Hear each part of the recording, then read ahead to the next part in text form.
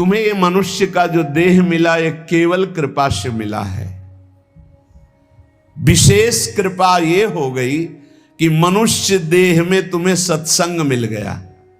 नहीं, कितने लोग हैं इस समय, कितने लोग सत्संग सुन रहे हैं, विचार करके देखो। 135-40 करोड़ जनसंख्या हमारे भारत की ही है। कितने लोग हैं? 1500 लोग होंगे, 2000 होंगे। कितने लोग सुन रहे हैं? कितना अहोभाग्य है। इस समय हम भगवत चर्चा सुन रहे हैं यमुना जी के पावन पुलिन पे बैठकर। यही यमुना प्रवाहित होती थी। ये पुलिन है जहां पर बैठे हो, यमुना जी की धारा यहीं बहती थी परिक्रमा मार्ग में। कालीदय में देखो सीढ़ियां बनी हुई, यहीं से यमुना जी, ये कालीदय जो कुंड है ये यमुना जी का ही किनारा है। जहां आप बैठे यमुना की धारा में, अब यमुना जी थोड़ा साइड में हो गई। हमें वृंदावन में प्रिया प्रीतम की महान कृपा भरे सत्संग सुनने को मिल रहा है। ये विशेष कृपा। इस पर भी विशेष कृपा कि हमारी बुद्धि भजन करने के लिए सब कुछ त्यागने के लिए तैयार है। विशिष्ट कृपा, हमारी बुद्धि अब कह रही कि छोड़ो सब कुछ, भजन में लगो, भजन में लगो। इस सुअवसर को हाथ से मत जाने देना, नहीं तो कृपा का अपमान करने वाला केवल पछताता ही पछताता है। ये अहेतुकी कृपा हो गई है। तुम बड़े भाग्यवान हो अगर तुम्हारा मन श्री प्रिया प्रीतम के भजन में लग रहा है, तो तुमसे बड़ा कोई राजा नहीं है। दुखी मत हो। और जिनका भजन में मन नहीं लगा, भोगों में लगे, उनसे बड़ा कोई कंगाल नहीं। चाहे कोई कितना भी बड़ा धनी जमींदार, चाहे जितना बड़ा पदाधिकारी हो, यदि भगवान से विमुख है, धर्म से विमुख है, अधर्माचरण करता है और खूब ऐश्वर्य वैभव, तो उससे बड़ा कोई भिखारी नहीं, क्योंकि हाथ में कुछ नहीं लगेगा पाप के सिवा। आज तुम्हारा वास कमजोर है, तुम्हारे खान पान की व्यवस्था कमजोर है, तुम्हारा कोई साथ नहीं दे रहा है, संपत्ति भी नहीं है, लेकिन तुम प्रिया प्रीतम का नाम जप कर रहे हो, तो कह रहे तुमसे बड़ा कोई राजा नहीं है, तुम बहुत बड़े धनी हो। देख लेना समय पर जब ये फसल अपना रंग दिखाएगी। भजन में तुम्हें कुछ त्याग करने के लिए हम नहीं कह रहे हैं। तुम जो काम करते हो धर्म पूर्वक करो, जो काम करते हो प्रभु को समर्पित कर दो और नाम जप करते रहो। शरीर को सेवा का साधन बना दो, मन को सुमिरन में लगा दो। आप देख लेना, अगर अहंकार नहीं करोगे तो तुम्हारा बेड़ा पार हो जाएगा। शरीर को सेवा में लगा दो, जो कर्म करते हो धर्म पूर्वक करो, उनको प्रभु को समर्पित कर दो और नाम जप करो। और अहंकार नहीं करोगे तो बहुत जल्दी तुम ज्ञान को प्राप्त हो जाओगे। तुम्हारे हृदय में ज्ञान प्रकाश हो जाएगा, तो अहंकार नष्ट हो जाएगा। अहंकार नष्ट होते ही भगवत तत्व का बोध हो जाता है। देखो, तुम्हें कहीं भागने की जरूरत नहीं है। मन की दिशा जो भोगों की तरफ है, उसे मोड़ करके प्रभु की तरफ लगानी है। तुम्हें जो ही प्रभु की तरफ अपने मन को, अपने मुख को मोड़ा, तो बिना साधन किए करोड़ों जन्मों के पाप नष्ट हो जाते हैं। सन्मुख हो ही जीव मोहि जब ही, जन्म कोटि अघ नाशो तब ही। जे ही जीव भगवान के सन्मुख हुआ, मन को मोड़कर प्रभु की तरफ किया, राधा राधा, करोड़ों जन्मों के पाप नष्ट होने लगते हैं।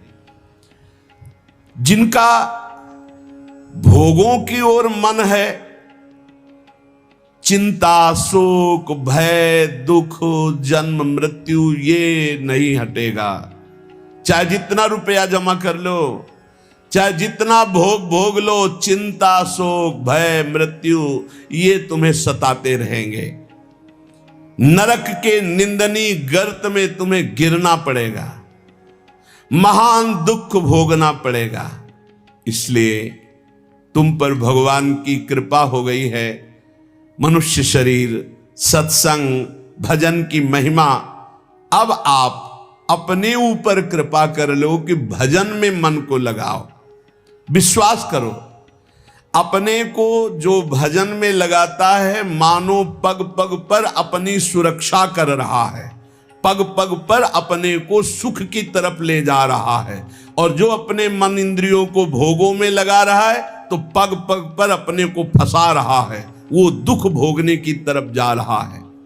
देखो, भगवत कृपा बरस रही है, सब तरफ से कृपा बरस रही है, तुम्हारे ऊपर अपार कृपा हो गई है। बस तुम इस कृपा का परिचय करो और इस कृपा के परिचय को प्राप्त करके डूब जाओ। हमारे ऊपर अपार कृपा श्री जी की। भगवत प्राप्ति के लिए ये बहुत अनिवार्य है कि इस कृपा का आदर करो। जो जो आपके ऊपर कृपा हुई उसको वर्ण करो। कितनी कृपा! ये देखो, वृंदावन में बैठ करके भगवत चर्चा, कथन, श्रवण, नाम कीर्तन, पद गायन, संत दर्शन, भगवत दर्शन, कितना सौभाग्य। जगत को सुधारने वाली बात भी अपने मन में मत लाओ। तुम ठेकेदार नहीं हो जगत के, पहले तुम सुधरो तब बात समझ में आएगी। तुम्हारा सुधार हुआ कि जगत को सुधारना नहीं, ये सब भगवत स्वरूप है। पहले तुम सुधरो। और प्राय ये होता है कि हम जगत सुधारने की बात, जहां थोड़ा परमार्थ बना तो हम दूसरों को सुधारने की बात सोचने लगते हैं। पहले तत्व तक पहुंचो, पहले बोध प्राप्त करो, नहीं तो बीच में अगर पूरे सच्चे खिलाड़ी नहीं हो तो माया के पार्षद टांग मार के अपने पक्ष में गिरा लेंगे और तुम अपने पक्ष में पहुंच नहीं पाओगे। इस जगत को प्रभु स्वरूप समझो और अपने आप को प्रभु के चरणों में न्यौछावर करके चुपचाप दीन बन के अपने को छुपाते हुए दीन बंधु के सुमिरन में खो जाओ। जो थोड़ी भक्ति करके लोगों में परिचय बनाना शुरू कर देते हैं कि मैं भगत हूं, मैं अमुक अनुष्ठान कर रहा हूं, मैं अमुक अमुक साधना कर रहा हूं, बिकने लगते हैं। याद रखो, वो प्रभु की प्राप्ति के पथ से बहुत ही भटक जाते हैं। प्रभु के प्रेम रंग को प्राप्त करने के लिए जब तक भगवत प्राप्ति ना हो जाए तब तक परिचय को छुपा के रखना चाहिए। अपना परिचय कोई न जान पावे कि मैं कौन हूं, क्या हूं, कैसा हूं। जितना तुम परिचय छुपाओगे अपना, उतना परिचय प्रभु अपना प्रकाशित कर देंगे आपके सामने। और जितना आप अपना परिचय बढ़ाओगे उतने प्रभु अपना परिचय छुपाते चले जाएंगे। सिद्धांत को समझ लो, जितना आपका परिचय छुपेगा उतना ही आप अपना परिचय प्रकाशित कर देंगे, और जितना आप अपना परिचय प्रकाशित करेंगे उतना ही आप अपना परिचय छुपा लेंगे। प्रभु याद रखो, तुम्हारे ऊपर कृपा निरंतर बरस रही है। कृपा चारों तरफ से घेरे हुए है। कोई क्षण भी ऐसा ना जाए जिसमें तुम कृपा सिंधु प्रभु का विस्मरण कर दो। स्मरण परायण रहे, एक भी क्षण स्मरण के बिना ना जाए। कोई भी क्षण ऐसा नहीं जिसमें तुम विस्मरण करो। सावधान, तुम्हारे ऊपर अपार कृपा है, इसी जन्म में भगवत प्राप्ति कर लो। हम 40 वर्ष की स्मृति को देख करके कह रहे हैं, क्योंकि खास स्मृति जो जागृत हुई इसमें बड़ा परिवर्तन, 40 वर्ष में बड़ा परिवर्तन। आगे अगले जन्म में क्या हमको भजन करने के लिए अवसर मिलेगा पता नहीं, कितना विघ्न आ जाएगा। इसलिए तुम वंचित न रह जाओ भगवत प्राप्ति से, नहीं तो बहुत दुख भोगना पड़ेगा। तुम अपनी प्यारी से प्यारी वस्तु जो है, प्यारे से प्यारे जो संबंध है, उनमें झांक कर देखो। प्यार है तो प्रभु से है। अगर प्रभु शरीरों से निकल जाए तो कोई शरीर से प्यार नहीं करेगा, चाहे पत्नी हो, चाहे पुत्र हो, चाहे कोई प्यारा हो। तुम उसी प्यारे से प्यार करो, निहाल हो जाओगे। सचमुच विश्वास करो, वो सामने नहीं आ रहा पर वो छुप छुप कर आपको बहुत प्यार कर रहा है। सब मम प्रिय, सब मम उपजाए। सच्ची सच्ची सच्ची बहुत प्यार करते हैं प्रभु, बहुत प्यार करते हैं प्रियाजू अपने लोगों को अहेतुकी कृपा। हमारा प्यार देखो क्या है, ईमानदारी से देखो, 100 में 1% प्यार नहीं प्रिया प्रीतम के प्रति, और उनका 100 का 100% हमारे प्रति प्यार है। देख लो कहां हम कौन हैं, कैसे हैं, आज भी कैसे हैं, और उनकी कृपा कहां बैठा ले, क्या कर रही कृपा उनकी, कितना अमोघ। हम कर रहे हैं तो बुरा ही कर रहे हैं, और वो कर रहे हैं तो कृपा ही कृपा कर रहे हैं।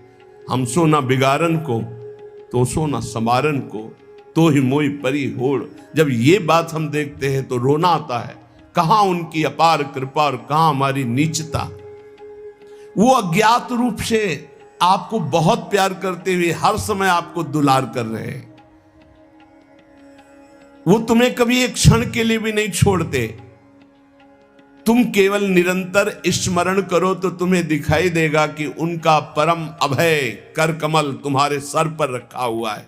अब किसके आशीर्वाद की मांगने की जरूरत है? तो आप पूछेंगे कि यदि इतनी बात आप कह रहे हैं कि हमारे को चारों तरफ से भगवान की कृपा घेरे हुए है, हमारे ऊपर भगवान का अभय वरद हस्त है, तो फिर मैं जल क्यों रहा हूं, मेरे अंदर जलन क्यों है, हृदय क्यों नहीं शीतल हो जाता?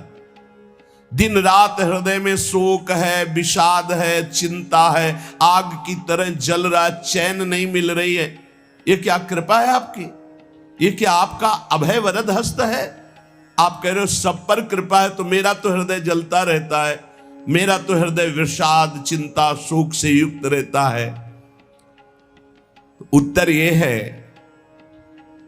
ना आग है ना जलन है, तुम समझ नहीं पा रहे हो, तुम्हारी उल्टी सोच की जलन है, तुम्हारी उल्टी समझ के कारण ये जलन है।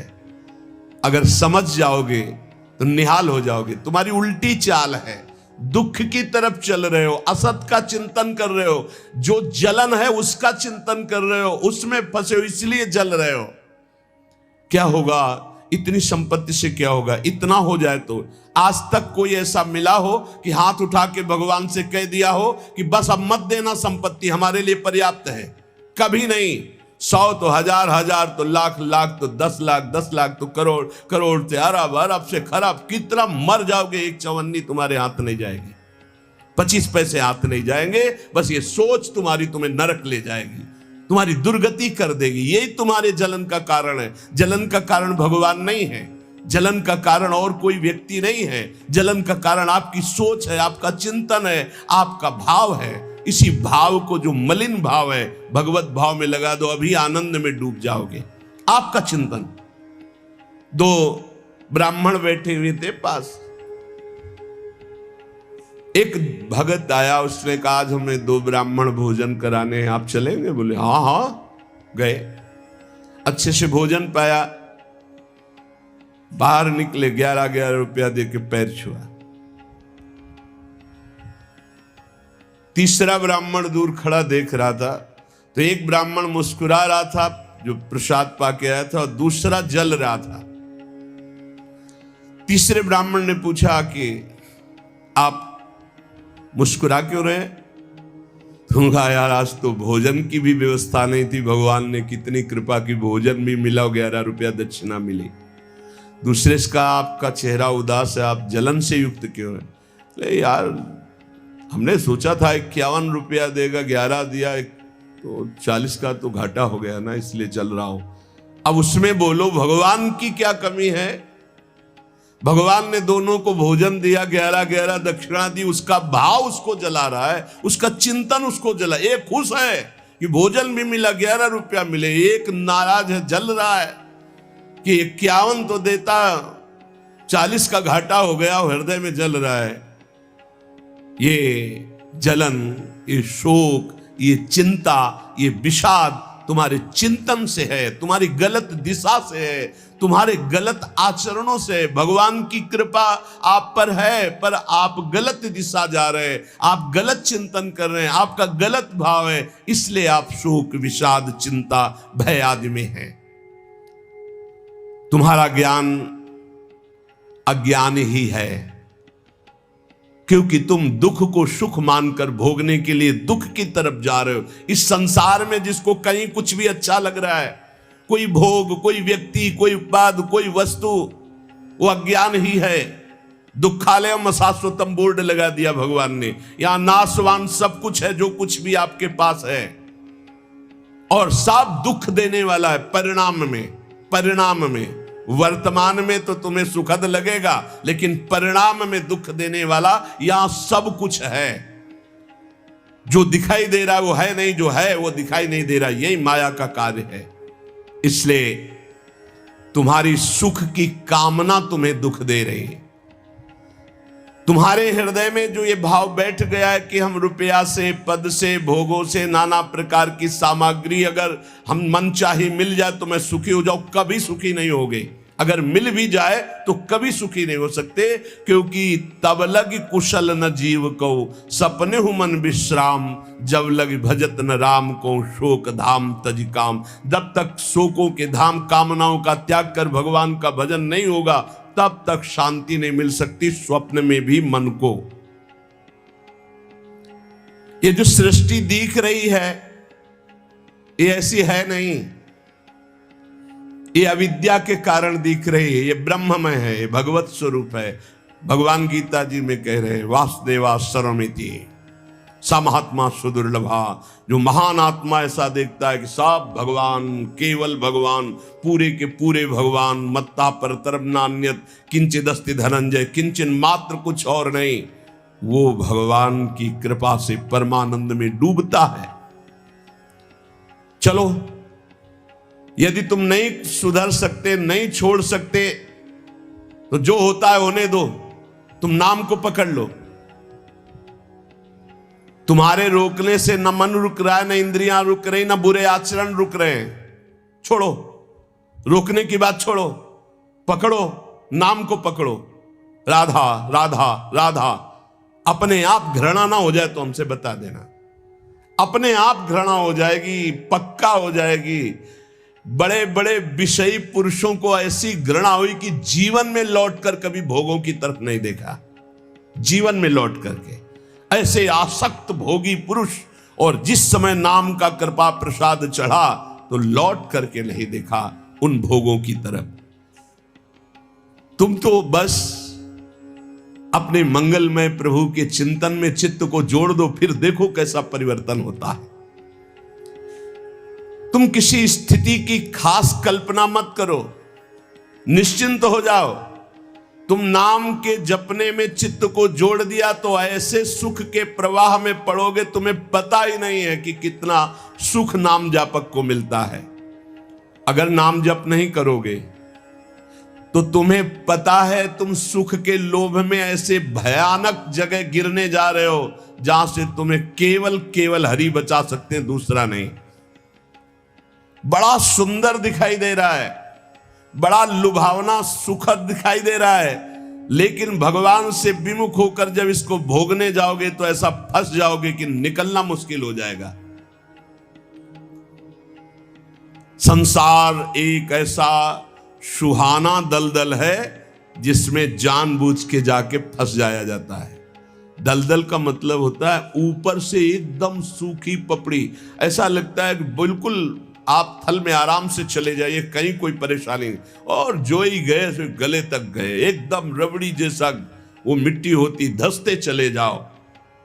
ऐसा दुखद, ऐसा चिंता शोक जलन वाला संसार इतना सुहावना बना है माया से कि जानबूझ करके हम इसमें कूद जाते हैं और जलते रहते हैं। चिंता शोक भय ईर्ष्या द्वेष काम क्रोध लोभ मोह मद मत्सर एक है, ये सब तुम्हें जला देंगे यदि नाम जप नहीं करोगे। इसीलिए हर प्रश्न का उत्तर नाम जप है, क्योंकि साप का बल नाम में ही प्रकट होता है।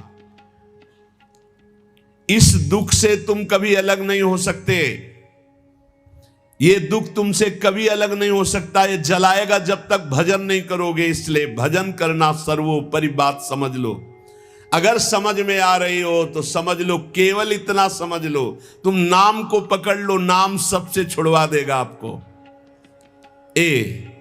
एक जन्म स्वांग ही कर लो भक्ति का।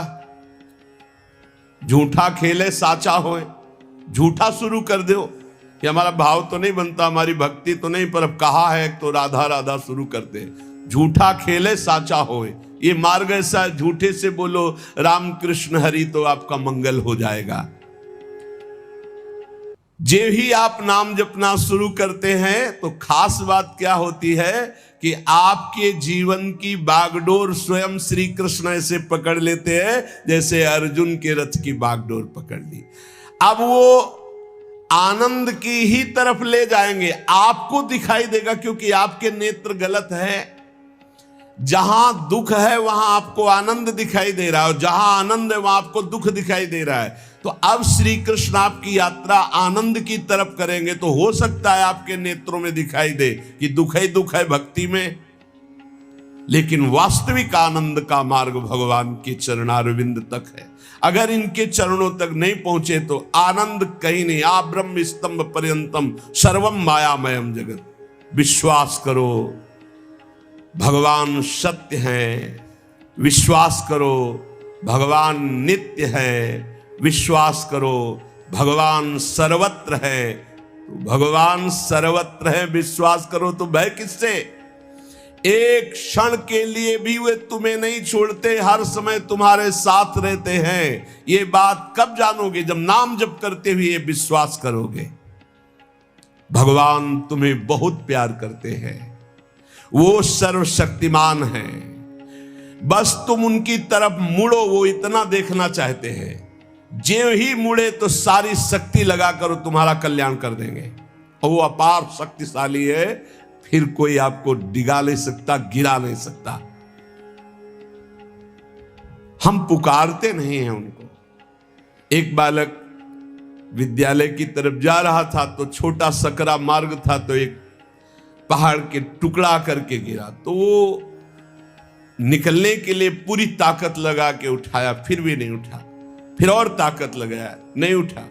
फिर पूरी ताकत लगाया, नहीं उठा। और निराश होकर बैठ गया। उसका पिता देख रहा था, तेरी अभी पूरी ताकत नहीं।